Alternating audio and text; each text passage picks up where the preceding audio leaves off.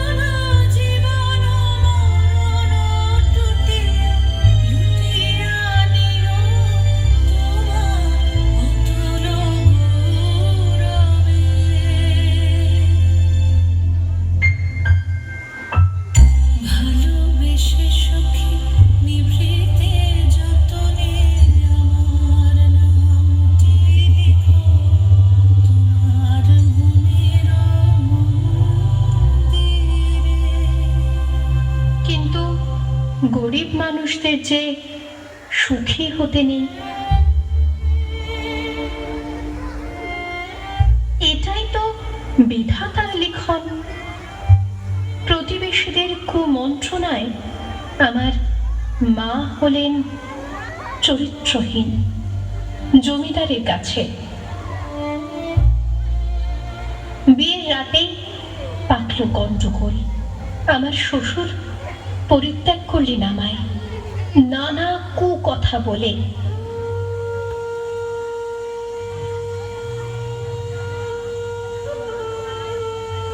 ফিরে যাওয়ার চেষ্টা করলাম শ্বশুর বাড়িতে, কপালে আবার জুটল প্রত্যাখ্যান।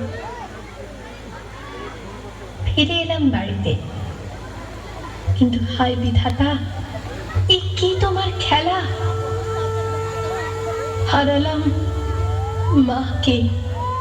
এই পৃথিবীতে আমি আজ একলা। এখন আমি কোথায় যাই, কি করি, কিচ্ছু জানি না।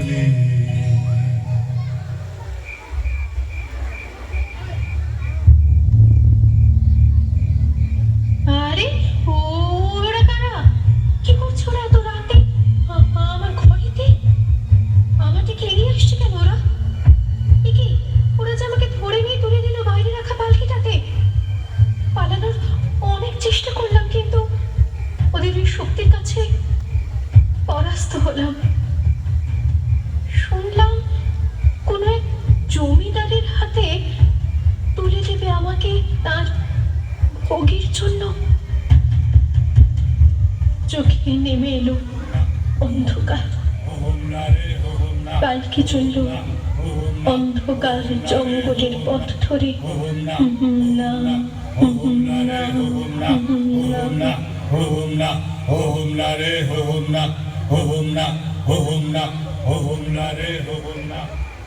পরিসমাপ্তি হলো প্রফুল্লের।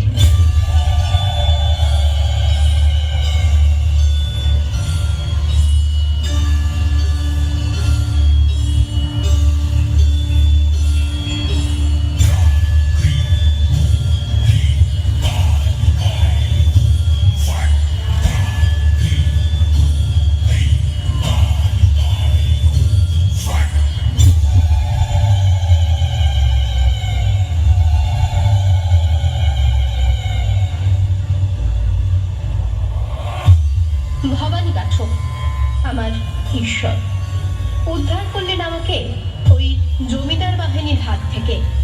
যদিও তিনি নিজেও ছিলেন এক ভয়ঙ্কর দস্যু, সন্তানের মতো গড়ে তুললেন আমাকে। শিক্ষা গ্রহণ করলাম বিভিন্ন বিষয়ে।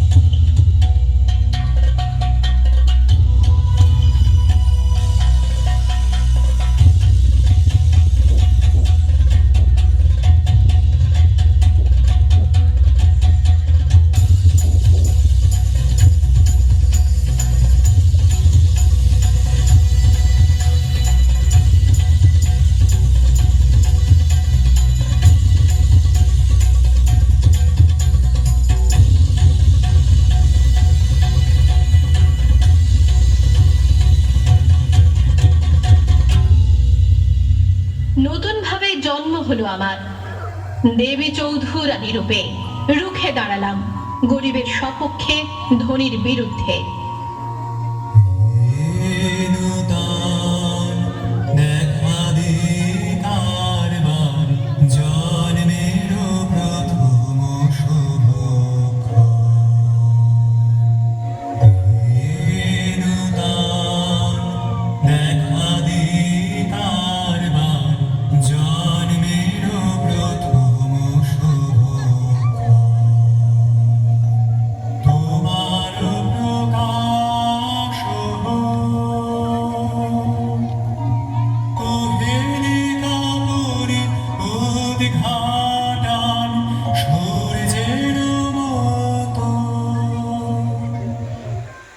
আজ আমি দেবী চৌধুরানী। আজ সবাই আমাকে সম্মান করে ভবানী পাঠকের আশীর্বাদ ধন্য বলে।